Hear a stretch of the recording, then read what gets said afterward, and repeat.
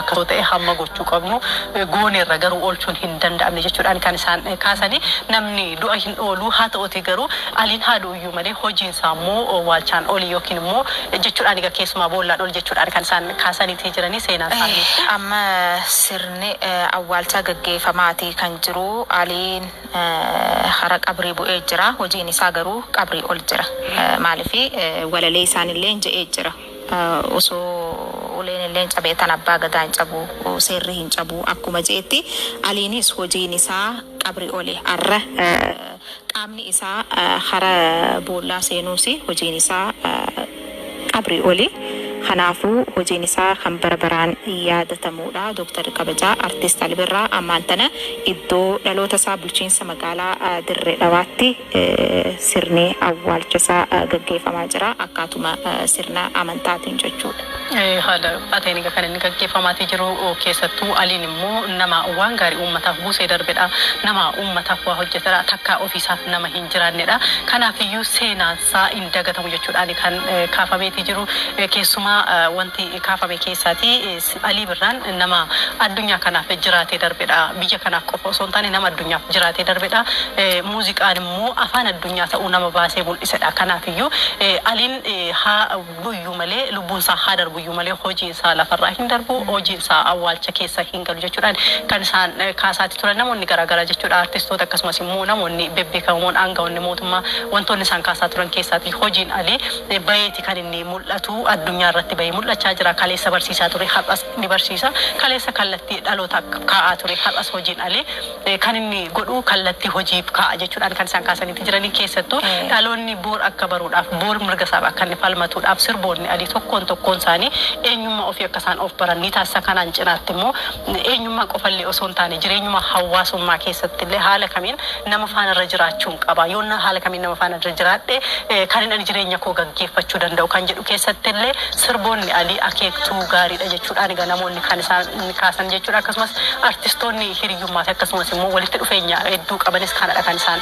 kaasanii Alii nama salphaa maqaan qabrii oli wantiin yaadata Junaydillee maal jedhe umrii isaa dheeressuudhaaf umriin isaa akka dheeratuuf waa hedduu yaallee jirraa hanqa dandeenyu saniis ta'e hana garuu guyyaa dhalannuu du'a keenya beeknaa gaafa dhalattuu namni akka du'u beekamaadha garuu jireenya addunyaa kana keessatti jiraattuun waan gaarii hojjetanii dabruun Dr. Kabajaa Artist Ali Birraarraa barachuun akka barbaachisaa ta'ee addunyaan silaahuu tarraa hafanii miti fuuluma rabbitti rabbi sabrii nu haa godhu hara jannatatti haa nu qajeelchuu ja'aniiti gaa kadhannaa kan taasisanii fi arraan tana adeeroon awwaalamee jira hojiin isaa garuu qabri ol jira. Kanaafuu ummata Itoophiyaa hundaa fi jajjabina hawwinaa dhugumaanuu mana muuziqaa mana kitaaba guddaatu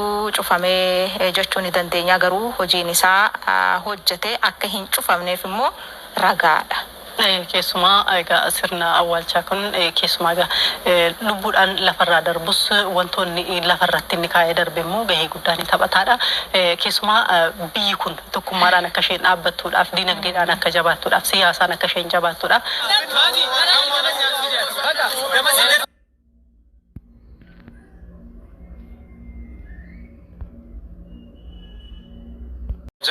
Artist Ali Birraa magaalaa dhaloota isaa magaalaa Dirree Dhawaatti daawwateetu jira. Egaan sirna awwaalchaa kanarratti sangoota mootummaa federaalaa akkasumas kan naannolee dabalatee artistoonni buleeyyii fi akkasumas dargaggoonni hiriyoonni isaa maatiin isaa bakka argamanitti lafa dhaloota isaa magaalaa Dirree Dhawaatti raawwateetu jira. Egaan har'a Oromoon nama guddaa seenaa kitaaba seenaa Oromoo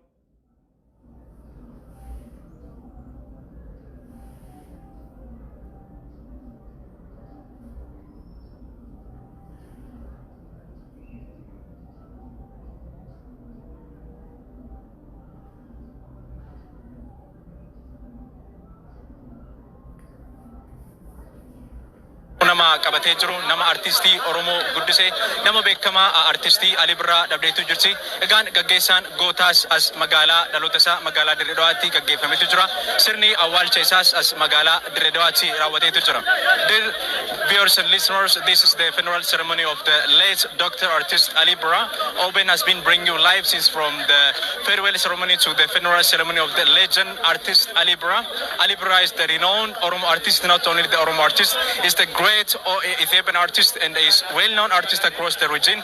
He sang in more than different 7 languages, and he used to preach unity, love, and synergy among the community in Ethiopia and across the region. And he is such great man, and Oromo lost a such great man of honor, and we honor him and his legacy and his art will stay with us in eternity. And now his body is laid to eternity at his birthplace, Dirree Dhawa City, at the presence of senior government officials, regional state officials, and as well as the federal officials, his families, friends, and colleagues of from the music industry.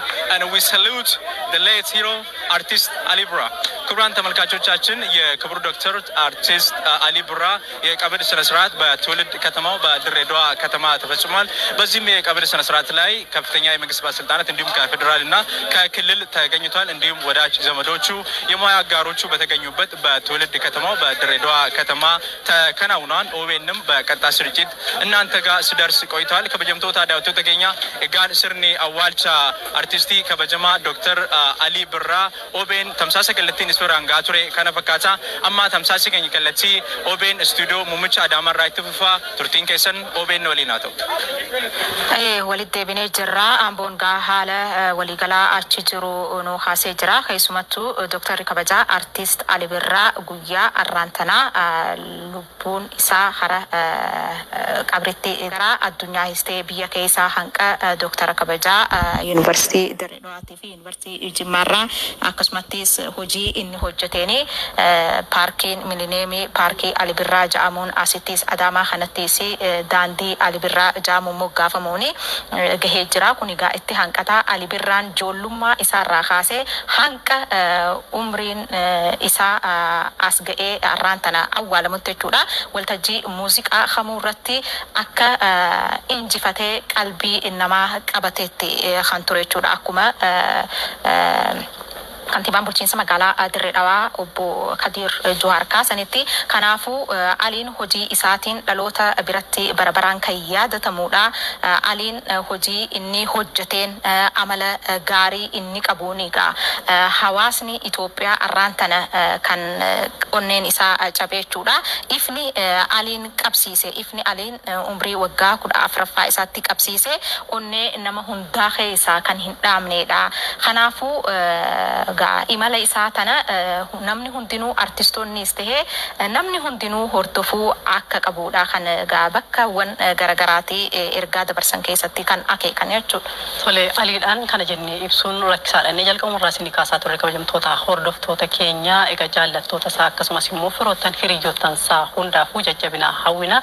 Dhaloota gara fuulduraatti immoo hojiin hojjechaa jiru hojiin kaasaa ture dhimma jaalalaa tokkummaa keessumaa walqixxummaadhaan wal qabatee dhimma biyyaa irratti tokkummaa manni kaasaa ture kana dhaloota gara fuulduraatti raawwatu fiixaan baasuun waa taasisu siniin jenna halkan gaarii isiniif.